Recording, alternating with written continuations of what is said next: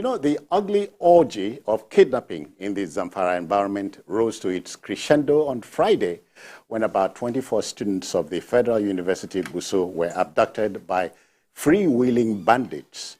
Most of the abducted students were female, and the criminals are said to have attacked the town at about 3 in the morning. Though soldiers attacked the marauders, they still took the girls away. What statement are they trying to make, Jide? If any? Well, it's, they are just showing us that they are not prepared to give up their nasty pastime. I was watching an interview in which a representative of the Zamfara state government came on air to say security has improved. These days, it's only occasionally that you hear of kidnapping and all that. And I just shook my head. I shook my head looking at, listening to the lying propaganda on display. The truth is always the casualty in our country. And on that occasion, I knew that in no time, that lying propaganda will be exposed. Because for people who are conversant with the recent history of that state, Zamfara is the capital of banditry in our country. The biggest bandits in our country are from Zamfara state.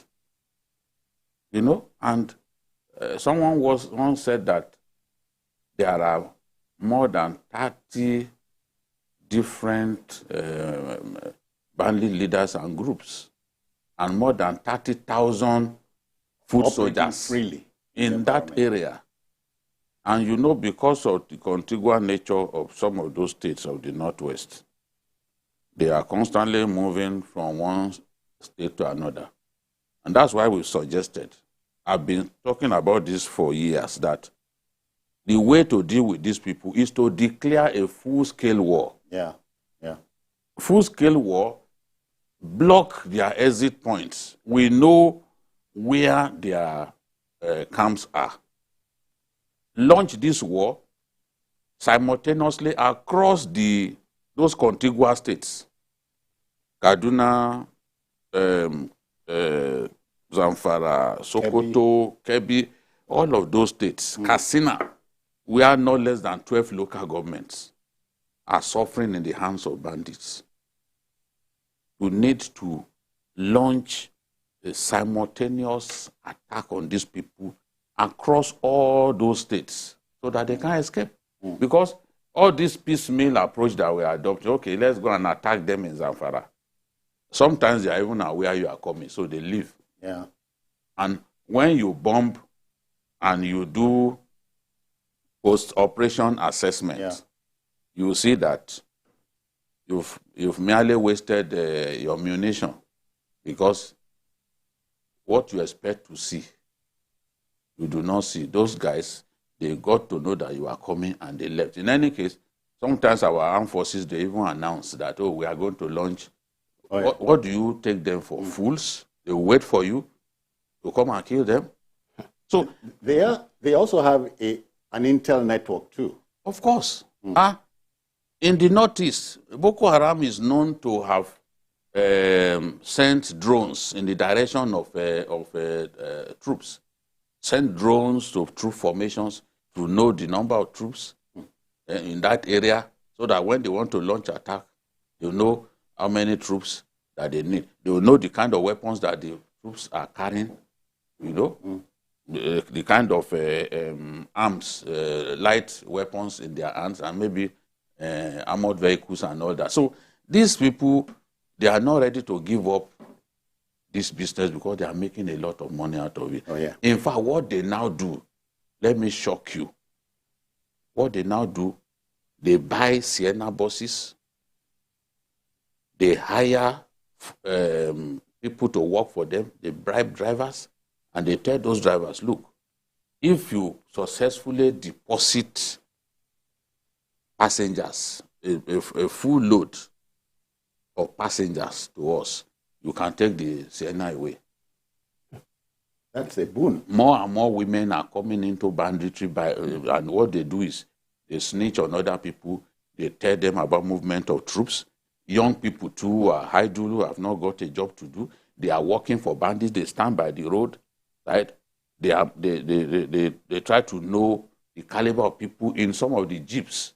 Yeah. And other Porsche vehicles passing, and then they inform the bandits kilometers away that look. It tells you and I we're in trouble. Yes, that this is a serious business that those guys are doing.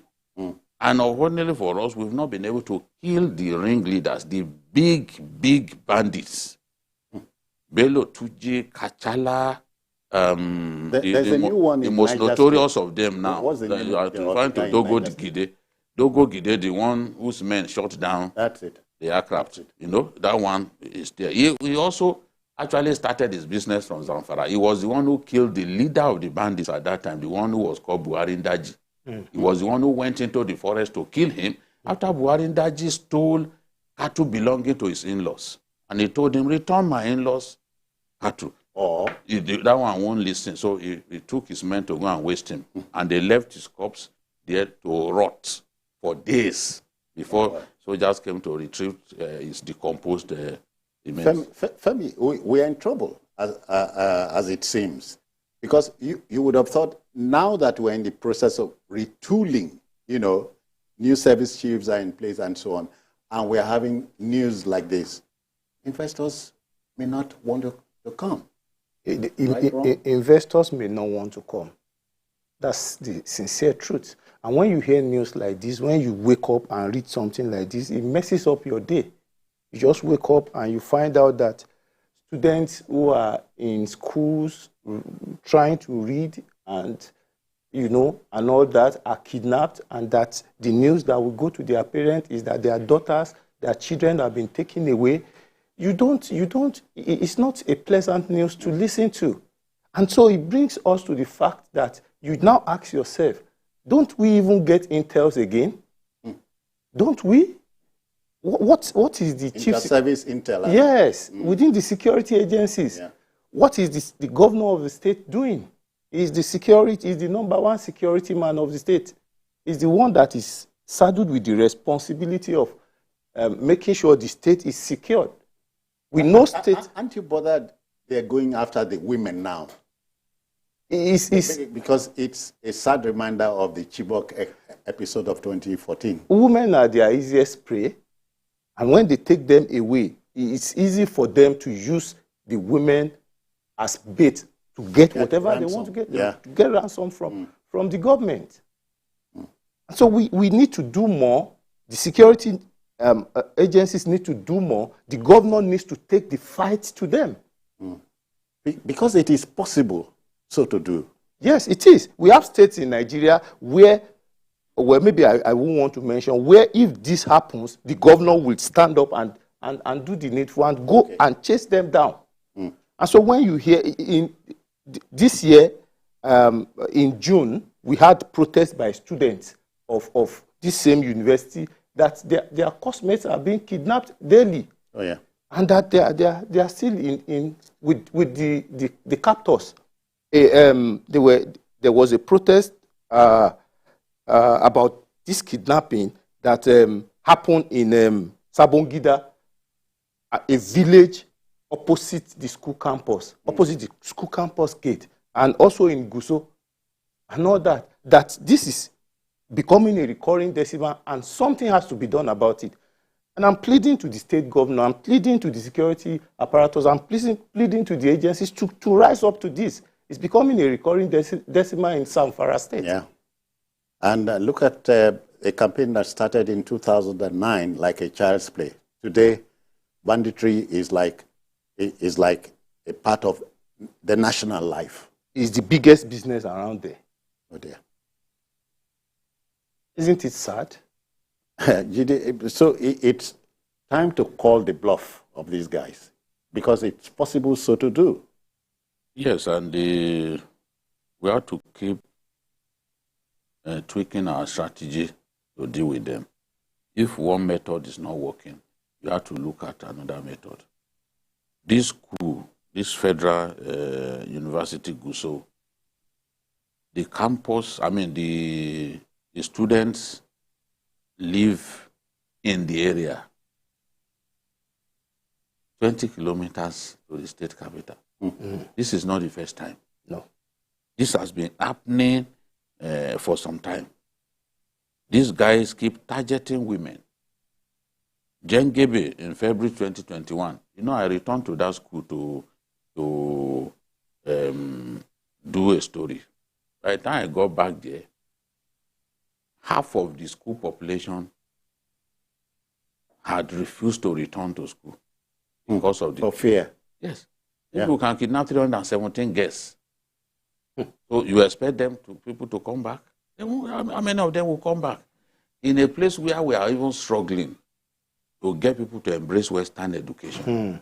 They are kidnapping them. This is a real disincentive to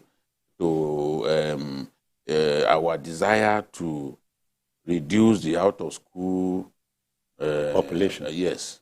Yeah. Because a lot of them have simply dropped out of school, and they keep targeting students because they know that once they are able to kidnap students, it will attract the media buzz that they are looking for.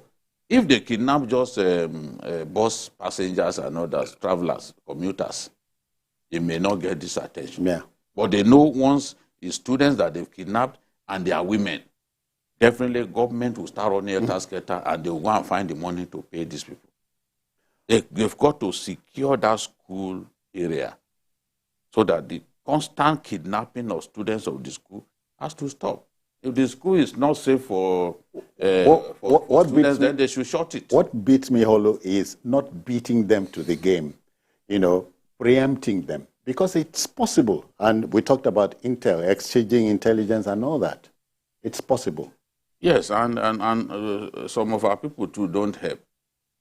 You provide fake intelligence to the armed forces. Look at what happened in the southeast. They were responding to intelligence only to be ambushed by gunmen who killed 8 soldiers and some policemen. Okay then, Mr. Governor, Zamfara State, we wish you well and Godspeed.